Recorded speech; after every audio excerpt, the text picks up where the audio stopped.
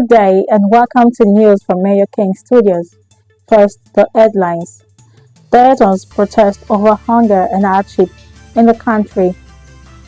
Delta State government intensifies clearing of canals to tackle flooding. Wiki urge protesters to obey court orders. Telecom denies instruction to tamper with network connectivity. Venezuelan opposition won election. Laser City coach Greg Shakespeare dies at 60. Now the news in full. Nigerians stepped out in their numbers on the morning of Thursday, August 1st, at the start of a 10-day protest over what they describe as bad governance in the country. Reports from various parts of the country indicate that a good number of young protesters come out to register their unhappiness with the state of affairs in the country. The federal government, days before now, had used various influencers to caution against the protest, insisting that it was doing everything possible to lessen the burden of survival among Nigerians. However, those not satisfied with the government's promise and stance believe it was necessary to register their protest. Residents of Warri and its areas gathered in the early hours of the morning at the Efrin roundabout in Uye local government areas to register their protest.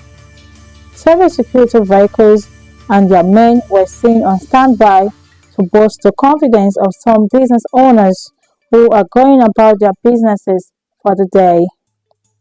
Reports gathered from our correspondent, Mr. Obaho, said that markets and other businesses such as banks were closed over fears that the protest may turn violent, giving way to hoodlums to cause mayhem at the time of our report. Okay, still on the protest matter, the information reaching me now that one person among the protesters has been held, but we don't know why he's being held responsible. We don't know why, but some persons are trying to get to the officers to know why he's being held responsible. But I believe it's still the protest because we said it's a peaceful protest, just to talk about the situation abandoning Nigeria and what is happening right now. When there is kidnapping, everywhere, insecurity in the town. Government did not send army to go to the town. Now there's a peaceful protest. Look at everywhere. There is security men everywhere. For what? For just a peaceful protest. When we hear of kidnapping, we hear of insecurity in the town. Government did not take action to send all these security men in these places now to go and protect the common citizen. The common citizen is complaining. Now look at the security everywhere. Until one of us will die, that is when they will know that this is happening. The government is wicked. If the government can just come out now and put this kind of security just to so that people cannot protest. What of when we are hearing of kidnapping? All these things that is happening, what has the government done for us?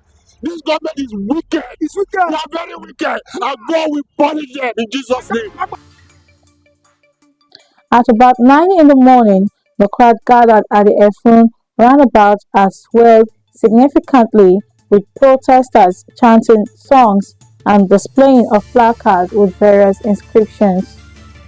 They complained of hunger in the land and requested the Nigerian government to attend to the plight of the people. Security men displayed a high sense of professionalism as they watched with keen interest and advised the protesters to be orderly. Few hours later, the chairman of the Uya Local Government Council, Anthony Ofoni, was sighted at the Efron roundabout, and shortly after, a number of community youths came in to disrupt the protesters despite the heavy presence of security men. The unarmed protesters were reportedly chased in different directions by youths who wielded all sorts of woods. At as at 12 noon, vehicular movement had been restored at Efron roundabout with people going about their businesses unhindered. It is, however, not clear what strategy the protesters may employ going forward in registering their unhappiness with the state of the nation. Protesters noted that whether the protest continues or not, the statement has been boldly made that Nigerians want a positive change in the way the nation is being run. As part of efforts to actualize its promise to sustain a flood-free state, the states, the Delta State Oil Producing Area Development Commission, the SOPADEC, in partnership with Minister of Environment, has stepped up dredging cleaning of major drainage channels and canals to prevent flooding across the state. The chairman, Chief John Nani, the managing director of the SOPADEC, Chief Festus Ochonogo, and the Commissioner for Environment, Honorable Ejiro Jamani, yesterday went on an inspection tour to project sites in Warri South Ogbe local government areas of the state. Addressing newsmen after the tour, Chief Nani revealed the state governor's plan to control flooding in the state, saying, in line with the more agenda, the governor, Right Honorable Elder Sheriff Oboriwori, in his proactive nature, has directed the opening of all waterways and canals to prevent flooding in the state. The chairman appealed to all residents to ensure they protect the canals and drains by properly disposing of their refuse and not dumping it into canals. Also speaking, the managing director and CEO of the SOPADEC, Chief Festus Ochonogo, stated that the flooded areas identified last year will be tackled this year to address the problem of flooding in the state, adding that what is being done here in Warri South and Okwe local governments will be replicated simultaneously in Saple, Isoko, Ika, Bomadi, Onodokwa, and other flood-prone areas in the oil-bearing communities. The Minister of the Federal Capital Territory, Nelson Wike, has urged FCT residents to obey the court order restricting protests at Mashood Abiola National Stadium. Wike made the call in Abuja on Thursday after the FCT Security Council meeting. The meeting was to review developments following the commencement of a 10-day nationwide protest on Thursday. He called on protesters to confine themselves to the stadium in accordance with the court order obtained on Wednesday. He explained that an intelligence report revealed that some unidentified persons would be coming on Friday to destroy properties in guise of protest. Such action, according to him, may lead to loss of lives and warned the security agency will not allow it. Wike expressed concern that the protesters tried to move to Eagle Square against the court order. He reiterated the plea to residents of Abuja to shun protests in order to discourage miscreants from causing mayhem and destroying properties within the city, citing the incidents in Kano, Kaduna, and other states where the protests turned violent.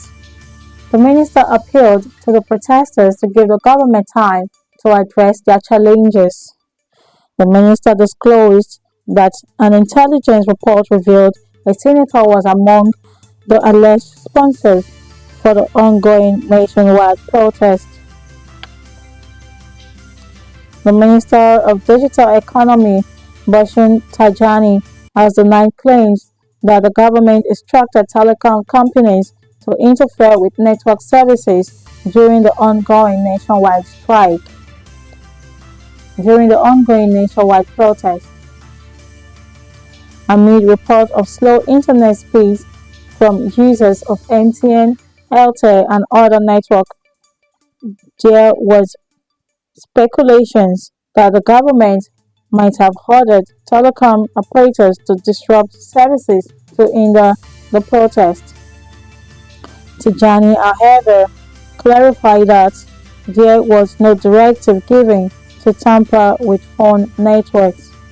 Recall on Thursday, Tijani condemned the looting of National Communication Commission NCC building in Kano State. He said it would be a setback to the federal government's efforts at encouraging youth employment through technology. In our foreign news, the U.S. Secretary of the State has said there was overwhelming evidence Venezuela's opposition won the recent presidential election. In a statement, Anthony Blinken said it was clear Edmundo Gonzalez had won the most votes, despite incumbent President Nicolas Maduro declaring a disputed victory.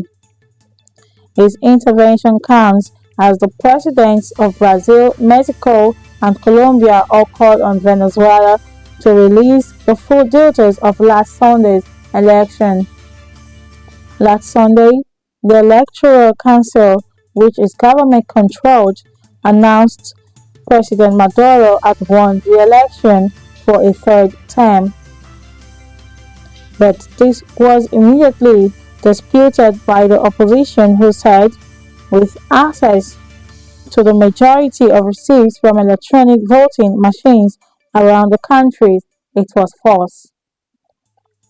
The opposition has said its own vote tally shows it won the election by a wide margin.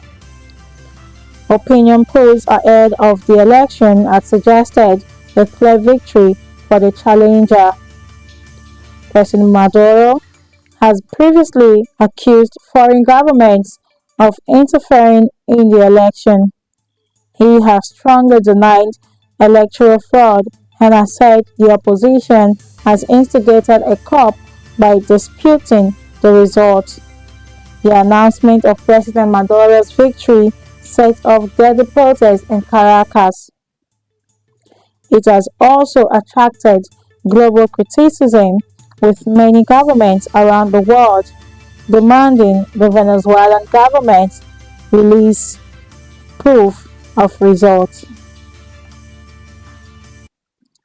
Former Leicester City manager Greg Shakespeare has passed away at the age of 60, his family confirmed on Thursday. According to a statement from the League Managers Association, Shakespeare died peacefully, surrounded by family. Shakespeare's notable career included serving as Claudio Ranieri's assistant during Leicester City's history Premier League title-winning season in 2015-2016. He took over as a club manager in the year 2017, but was dismissed later that year due to a poor start to the season. Following his stint various assistant manager roles with Everton, Watford, Aston Villa, and Norwich. Most recently, he was an assistant head coach at Leicester City under Dean Smith from April 2023. However, his contract was not renewed after the club's relegation from the Premier League.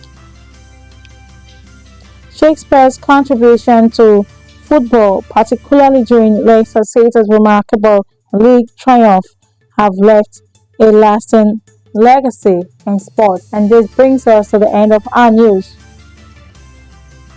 Recap on our headlines. Deltans protest over hunger and hardship in the country. Delta state government intensifies clearing of canals to tackle flooding. Wike urges protesters to obey court order. Telecom denies instruction to tamper with network connectivity. Venezuela's opposition won election.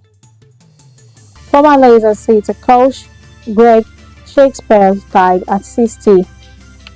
News edited by Emanuela Tamiola, and I am Queen Success. Thanks for watching.